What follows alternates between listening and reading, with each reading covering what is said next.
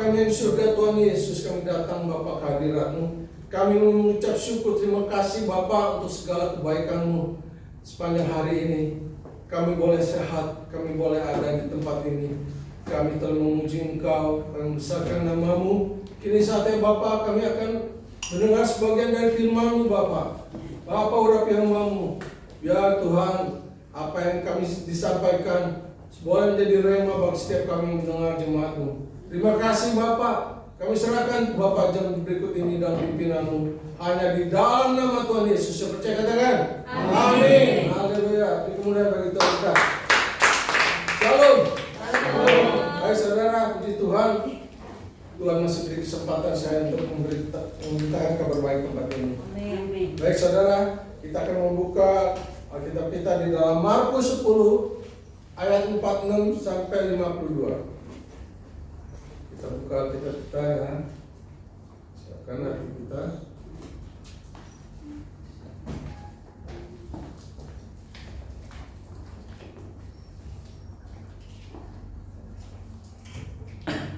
Ya, kita siapkan hati kita. Ya sudah ketemu. Saya baca yang 46, saudara yang 47 ya.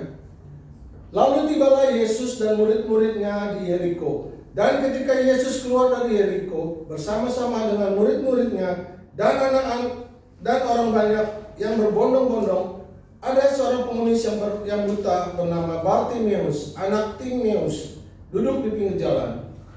Ketika didengarnya bahwa itu adalah Yesus orang Nazaret, mulailah ia berseru, "Yesus, anak Daud, kasihanilah aku." Banyak orang yang menegurnya supaya ia diam. Namun semakin keras ia berseru, "Anak Daud, kasihanilah aku." Lalu Yesus berhenti dan berkata, "Panggillah dia." Mereka memanggil orang buta itu dan berkata kepadanya, "Kuatkanlah hatimu, berdirilah, dia memanggil engkau." Lalu ia menanggalkan jubahnya, ia segera berdiri dan pergi mendapatkan Yesus. Tanya Yesus kepadanya, "Apa yang kau kehendaki supaya aku perbuat bagimu?" Jawab orang buta itu, "Rabuni, supaya aku dapat melihat."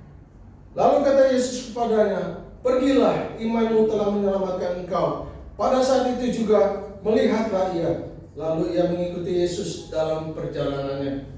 Baik saudara, kita telah membaca sebagian dari firman Tuhan yang terambil dari Markus 10. Saudara, di dalam perikop ini dikatakan bahwa di Yeriko ada seorang yang buta sejak lahirnya, saudara ya, yang bernamanya Bartimeus, ya, Bartimeus. Untuk keberlangsungan hidup ya saudara, karena dia keterbatasan dirinya, maka dia hanya kerjanya apa saudara? Hanya meminta-minta dari pengemis. Dari pengemis saudara, dia meminta belas kasihan dari orang yang lalu lalang di situ saudara.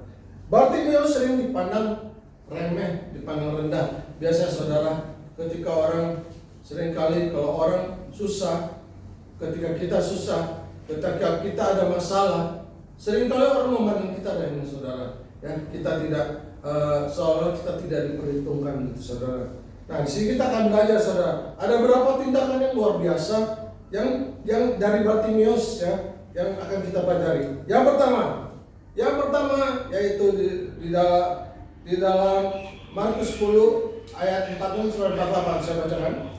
Lalu tibalah Yesus dan murid-muridnya di Yeriko. Dan ketika Yesus keluar dari Yeriko bersama-sama dengan murid-muridnya dan orang banyak berbondong-bondong, ada seorang pengemis buta yang bernama Bartimeus, anak Timeus, duduk di pinggir jalan. Ketika didengarnya bahwa itu adalah Yesus orang Nazaret, mulailah ia berseru, "Yesus anak Daud, kasihanilah aku." Banyak orang menegurnya supaya ia diam, namun semakin keras ia berseru, "Anak Daud, kasihanilah aku."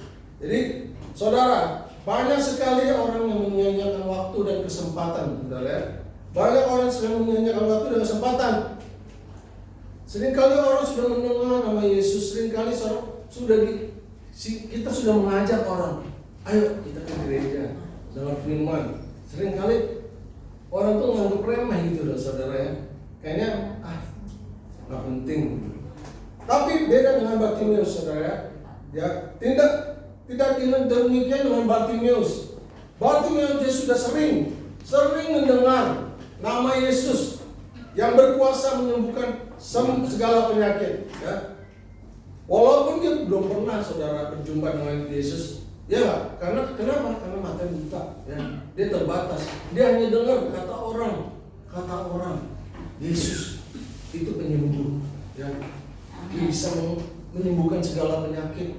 Jadi karena keterbatasannya, kira-kira kalau kita sedang mengalami masalah dalam hidup kita, terus kira-kira ada orang yang bisa menolong kita. Ada rasa apa saudara? Rasa rindu ketemu dia, ya nggak saudara?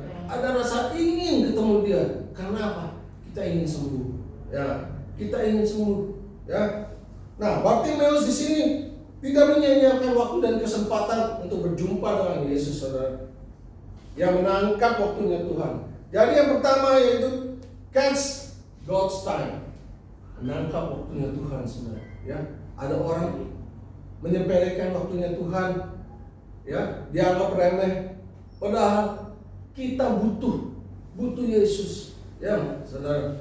Seringkali kita menginjili orang, ya, bahwa tidak hanya di dalam Yesus ada keselamatan, ada mujizat, ada kesembuhan. Seringkali orang kurang respect tuh saudara. Ya, ternyata Bartimeus dia menangkap waktunya Tuhan. Ketika Yesus lewat di situ, dia berteriak, dikatakan, Yesus anak Daud, kasihanilah aku. Ya, walaupun dia belum niat, ketika dia mendengar orang berbondong-bondong bersama Yesus dari Yeriko, Bartimeus tidak menyia-nyiakan waktunya, saudara. Ya, dia tidak membuang kesempatan. Ia menangkap waktunya Tuhan. Lalu ia berseru, Yesus anak Daud, kasihanilah aku. Ya. Kenapa dia berteriak, saudara? Karena ada satu rasa. Dia yakin ketika berjumpa dengan Yesus pasti sesuatu terjadi. Ya, dia akan disembuhkan. Ya. Jadi saya pernah saudara mengalami apa? Saya mengalami satu hari pagi-pagi ketika saya habis buang air kecil, saya mengendong itu gayung kan. Gayung. Tiba-tiba aduh, pinggang saya itu sakit banget gitu. Mungkin itu bilang orang kejepit kali ya. Sehingga akhirnya itu apa? Saya nggak bisa kerja, saudara. Saya berdiri kerja, saya kan yang berdiri sakit, duduk sakit, tidur sakit. Coba saudara. Waduh Tuhan, saya bilang Tuhan, saya udah coba deh panggil tukang urut. Nah itu ya, kadang-kadang kita suka mengandalkan orang lain dulu ya, bukan mengandalkan Tuhan. Saya coba deh panggil tukang urut. Saya diurut, saudara, diurut, pinggang saya diurut. Sembuh nggak saudara? Nggak sembuh, saudara. Nggak sembuh. Lalu saya bilang, Mam, setiap habis kerja, saya bilang istri saya ke kamar, Mam, tolong dong Mam, pakaian ini minyak putih Mam, diurut pinggang saya. Oh, diurut, habis diurut mendingan sedikit, tapi sebentar lagi sakit lagi. Saya bilang, terakhir apa saudara? Saya bilang, saya doa benar-benar, Tuhan tolong saya udah diurut, udah ini nggak sembuh, ini sakit Tuhan. Saya mau kerja, bagaimana saya mau kerja? Saya berdiri sakit, duduk sakit, tidur sakit. Saya sakit sekali Tuhan. Saya bilang tolong Tuhan. Tiba-tiba satu malam, apa saudara yang terjadi? Tiba-tiba saya ingat saudara, saya waktu mau tidur, saya bilang sama istri saya, Mam, coba Mam, urapin punggung saya, pinggang saya dengan minyak urapan. Saya pernah dikasih minyak urapan dari satu gereja. Saya bukan mendewakan hamba Tuhan ya, saya cuma pegang firman Tuhan. Ketika ada saudara kita yang sakit, ya, hendaklah kita mengurapi dengan minyak urapan. Itu yang saya pegang. Oh ya, urapi saya dulu. Kita berdoa dulu, Tuhan, pinggang saya sakit Tuhan. Tolong Tuhan, tolong. Dan saya percaya mujizat masih ada. Dengan minyak urapan ini saya akan disembuhkan. Nah, istri saya urapin. Malam-malam itu dia urapin pinggang saya dengan minyak urapan. Kita setelah berdoa. Lalu apa terjadi saudara? Pagi-pagi saudara, saya aku ada sakit. Wah, saya begini. Ya, saya begini. Nggak ada sakit lagi. Saya bilang, yes Tuhan, saya percaya Tuhan. Mujizat Tuhan. Benar, saudara. Ini bukannya mengada-ngada, saya rasakan kalau kita sungguh-sungguh minta sama Tuhan, ya, kita berharap hanya bersama pada Tuhan, Tuhan tolong. Amin. Jadi kalau kita ada masalah, saudara, ingat Yesus, panggil nama Dia, Tuhan tolong saya. Ya, pasti dia mujizat terjadi. Ya. Jadi oleh karena satu-satunya harapan hanya pada Yesus, ya. Sampai si Bartimeus itu sampai berteriak sama saudara, Yesus anak Daud, kasihanilah aku. Kenapa dia minta dikasihani, saudara? Karena dia sudah lama menderita sakit, ya nggak, saudara? Sudah lama dia menderita sakit, ya. Banyak orang yang sudah mendengar bahwa Yesus yang dapat menyembuhkan, tapi mereka meremehkan, saudara. Ya, dia seringkali kita lebih percaya kepada orang pintar, ya, lebih percaya kepada dukun, saudara. Ya.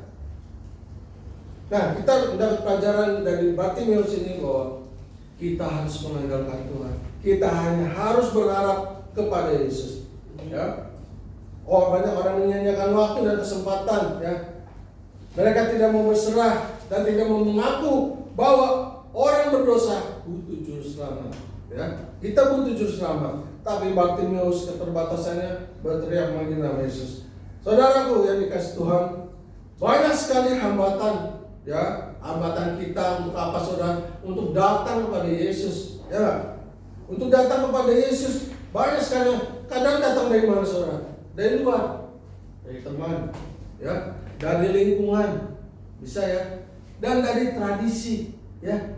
Kadang-kadang tradisi orang tuh bilang, oh, kita harus ke ini dulu, ke paranormal dulu gitu. Nah itu, saudara, kadang-kadang itu yang menghambat. Selain itu apa, saudara? Dan bisa menghambat kita datang pada Tuhan, diri kita sendiri, ya nggak? Kadang-kadang diri kita sendiri. Coba, posisi Bartimeus, Yesus lewat, dia nggak tangkap waktunya Tuhan, dia santai-santai aja, ya. Dia nggak mau bergerak, dia sudah mendengar, tapi dia tidak mau bergerak, tidak mau berusaha. Kira-kira bisa terjadi nggak mujizat? Nggak bisa, saudara, ya.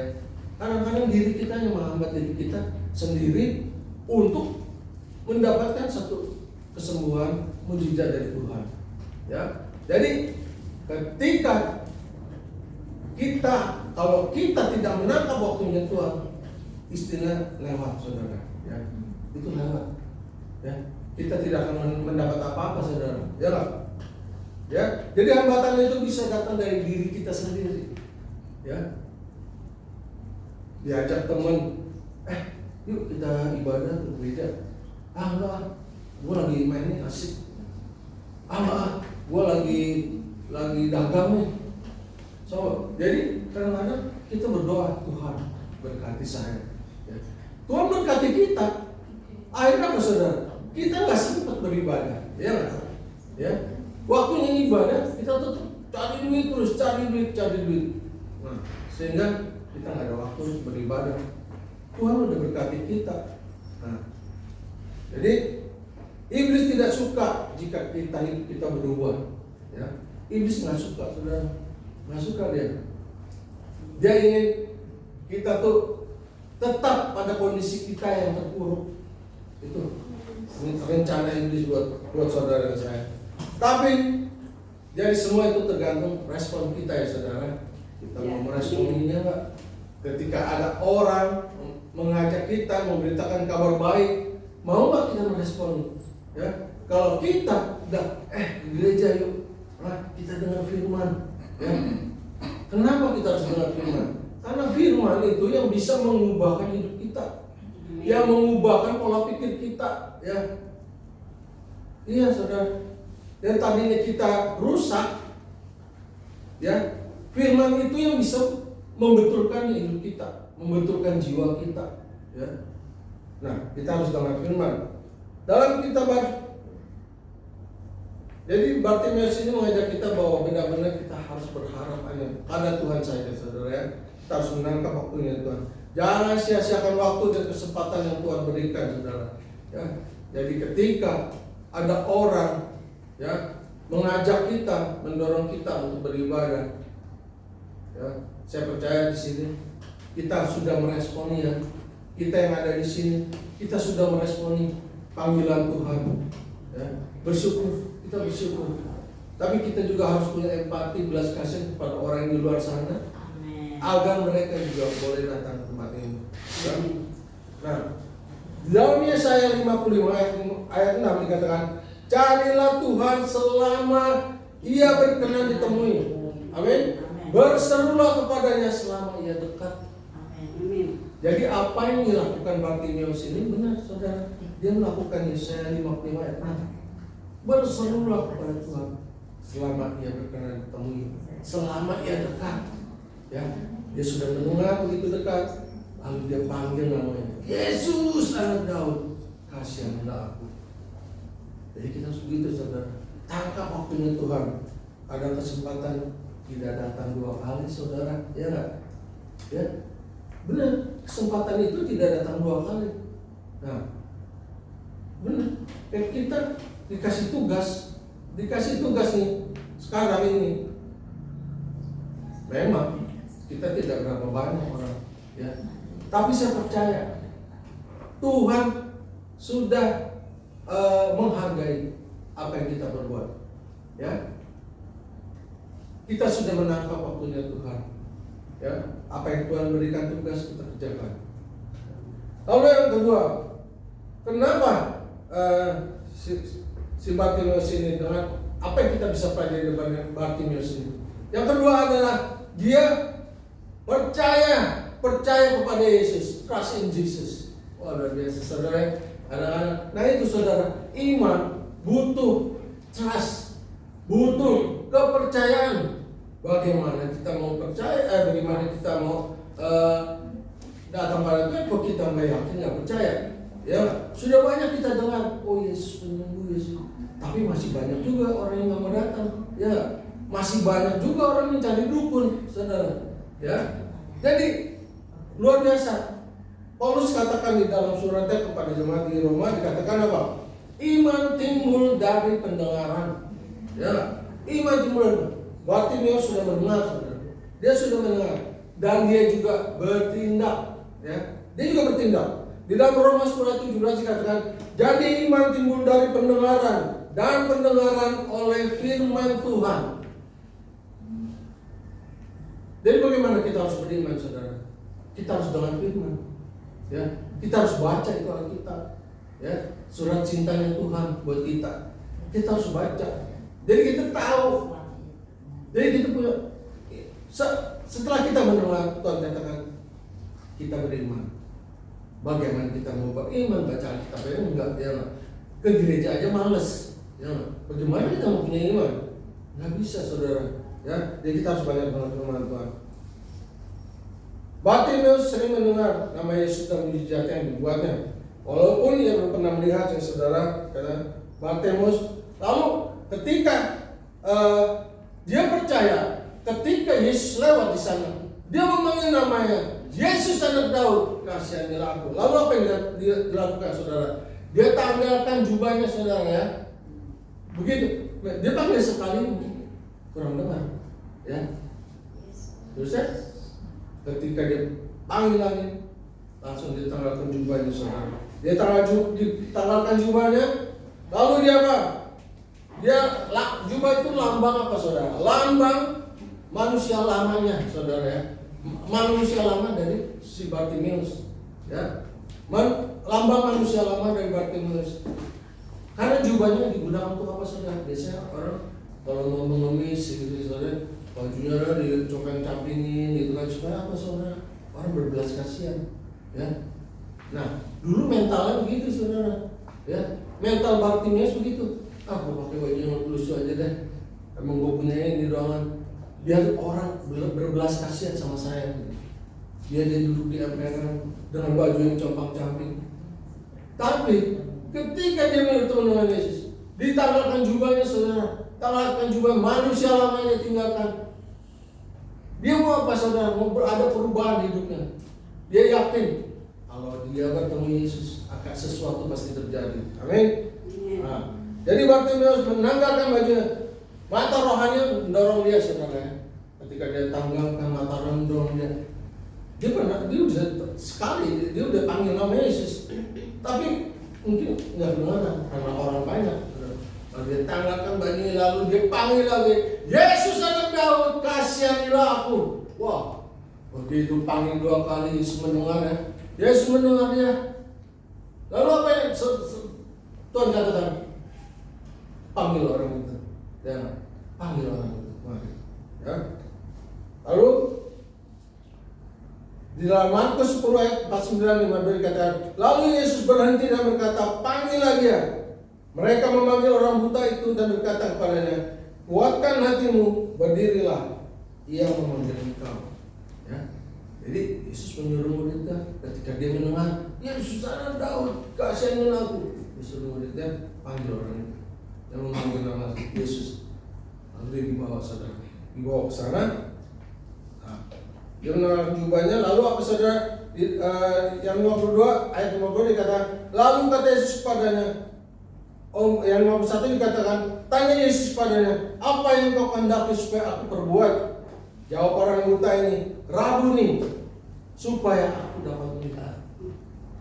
Dia ingin melihat saudara, ya, karena dia percaya ketika mata kita melihat, ya, dia percaya kehidupannya pasti akan berubah, ya kan? Dia tidak menjadi pengemis lagi, dia bisa bekerja saudara, ya kan? Begitu juga saudara, ketika kita mata kalau kita mengalami kesusahan, badan kita sakit, kita nggak bisa bekerja saudara. Ya, yang kita butuhkan apa? Kesembuhan. Nah, jadi kalau ada masalah, panggil nama Yesus saudara, panggil nama Yesus. Ya, karena hanya di dalam Yesus ada kesembuhan, ada mujizat. Haleluya, ditemukan bagi Tuhan. Haleluya. Baik saudara, lalu yang ketiga saudara. Bartimeus sama saudara. Bartimeus itu tidak lupa berterima kasih. Amin. Ya, karena dia disembuhkan, dia berjumpa dengan Yesus, dia tidak lupa berterima kasih saudara. Nah, hal terakhir yang dapat kita ambil dari pelajaran Bartimeus, setelah Yesus menyembuhkan dia matanya, dia mengikuti Yesus. Dia mengikuti Yesus saudara. Ya, mengikuti Yesus adalah satu ungkapan dari hatinya, ya, untuk rasa bersyukur dan berterima kasih saudara.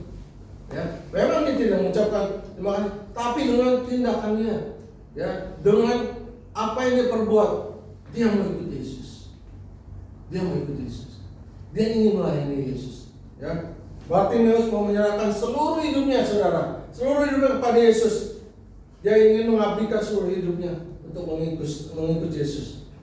Tuh, berapa banyak orang yang telah ditolong Tuhan, ya, keluar dari masalah, bebas dari penderitaan, kadang-kadang tidak berterima kasih saudara, ya, lupa begitu aja saudara, ya, tidak bersyukur, tidak berubah juga nasib kehidupannya. Ketika kita susah, Tuhan tolong kita, ya, supaya apa saudara? Kita berubah, ya. Yang dulunya narkoba, Tuhan sembuhkan, supaya apa? Kita berubah menjadi berkat juga bagi orang lain, ya, menjadi alatnya Tuhan. Jadi banyak orang yang tidak mengucap syukur ketika Tuhan sudah menyembuhkan dia. Di sini dikatakan ada seorang yang dibawa malaikat ke surga. Di sana ia melihat ada hal-hal yang tidak pernah dia lihat sebelumnya. Ia melihat ada hal-hal yang luar biasa saudara. Ya, dia merasakan kemuliaan dan hadirat Tuhan saudara. Dia dibawa ke surga dengan malaikat. Lalu apa saudara? Satu saat orang ini diperlihatkan ke suatu ruangan yang dihuni oleh para malaikat yang pada sibuk bekerja. Malaikat itu di ruangan itu, dia dibawa ke surga, dilihat ini ruangan apa ya? Oh, gitu banyak malaikat pada sibuk gitu loh, pada bekerja, ya, pada bekerja. Lalu orang ini bertanya pada malaikat itu saudara, ruangan ini apa ya? Dan apa pekerjaan malaikat itu? Ya. Lalu malaikat menjawab, ini adalah ruangan penampungan doa dan jawaban doa. Jadi ruangan ini dia menampung doa-doa dari orang di bumi, ya, untuk dijawab, ya. Jadi disibuk saudara, itu malaikat sibuk di ruangan itu untuk menjawab doa-doa orang di bumi. Jadi Malaikat menjawab ini adalah ruangan penampungan dan jawaban doa. Bermacam-macam doa yang dipanjatkan umat Tuhan, ya, di bumi ditampung, diproses, dan dikabulkan dan sebagainya. Lalu malaikat membawa lagi dia ke satu ruangan lagi, saudara, ruangan yang lebih kecil. Ya. Lalu dia lihat, wah, kok di sini malaikatnya nggak gitu banyak ya? Kok sepi gitu loh, sepi malaikat di sini. Dan ditanya, hanya ada beberapa malaikat, bahkan ada malaikat yang sampai ngantuk-ngantuk itu, saudara. Kok nggak kerja gitu ya, nggak sesibuk yang tadi gitu, ya. Jadi suasana biasa-biasa aja, ya. Lalu orang ini bertanya lagi kepada malaikat ini ruangan apa? Nah, ini ruangan apa? Di sini hanya ada beberapa malaikat saja yang tidak terlalu sibuk. Jadi suasana biasa-biasa. Setelah ditanya, ini ruangan apa? Berbeda jauh banget sama ruangan yang tadi gitu loh. Beda banget, tapi sibuk banget itu. Ini kok nyantai malaikatnya gitu. Lalu berbeda jauh. Artinya di sini dikatakan bahwa berbeda jauh dengan ruangan sebelumnya. Malaikat menjawab, ini ruangan penampungan ucapan terima kasih. Ya, jadi kalau ucapan terima kasih itu ruangan sepi, saudara. Ya, karena banyak orang yang sudah ditolong mendapat mukjizat, jarang bersyukur, jarang berterima kasih, saudara. Jadi ini ruangannya sepi gitu. Tapi ruangan permintaan doa tuh banyak banget, sampai sibuk malaikatnya gitu loh. Ya, ya di sini artinya apa, saudara? Ada banyak orang yang kurang bahkan lupa mengucap syukur untuk segala hal yang sudah Tuhan berikan. Ya, Tuhan sudah jawab doanya, tapi jarang orang yang mengucap syukur dan berterima kasih. Di dalam Markus 10 ayat 52 dikatakan, lalu kata Yesus pada, pergilah, imanmu telah menyelamatkan engkau. Pada saat itu juga melihatlah dia, lalu ia mengikut Yesus dalam perjalanannya. Saudara, dulu memang saya juga buta, saudara. Ya, saya buta rohani. Ya, kita mungkin dulu buta rohani, saudara, ya. Tidak punya belas kasihan, ya, sombong sama orang, ya, kejam mungkin, ya, galak mungkin sama orang, ya. Itu mata rohani kita buta, saudara. Mata rohani kita buta. Tapi setelah saya berjumpa dengan Yesus, saudara, dia mengubahkan hidup saya. Dia mengubahkan hidup saya. Saya juga percaya kita yang ada di sini, Tuhan sudah mengubahkan hidup kita. Amin. Ya, saya nggak tahu masalah kalian dulunya, tapi hanya Tuhan yang tahu. Amin. Kita nggak tahu. Tapi yang pasti, sebelum kita kenal Yesus, sebelum kita berjumpa dengan Yesus, saya yakin mata rohani kita buta, saudara. Ya, kita nggak punya rasa belas kasihan sama orang. Ya. Tapi karena Yesus, kita berjumpa dengan dia memulihkan hidup kita, ya. Dia memulihkan hati kita, ya. Dia merubah hidup kita, ya. Oleh karena itu, saudara, aku rindu melayani Yesus, ya. Tuhan, saya rindu melayani Engkau, Tuhan, ya. Aku mau seperti Yesus, ya. Aku mau punya mata seperti Yesus, melihat penuh kasih, ya, punya hati seperti Yesus, mengasihi jiwa-jiwa seperti Dia mengasihi saya, ya. Kita mau punya tangan seperti Yesus yang mau memberi, ya, yang mau menolong orang yang susah. Kita mau punya kaki seperti Yesus yang mau pergi untuk memberitakan kabar baik. Supaya apa? Supaya orang mendengar kabar baik, dia percaya dan diselamatkan. Amin. Mari saudara, saya percaya kita sudah menangkap waktunya Tuhan. Tuhan sudah mengubahkan hidup kita. Saya percaya, mari saudara, kita mau seperti Yesus. Amin. Beri kemuliaan bagi Tuhan. Jadi kami makan, saya mau pemain musik bagi Tuhan. Kita berikan satu pujian walau kita dapat bunyi. Walau ku tak dapat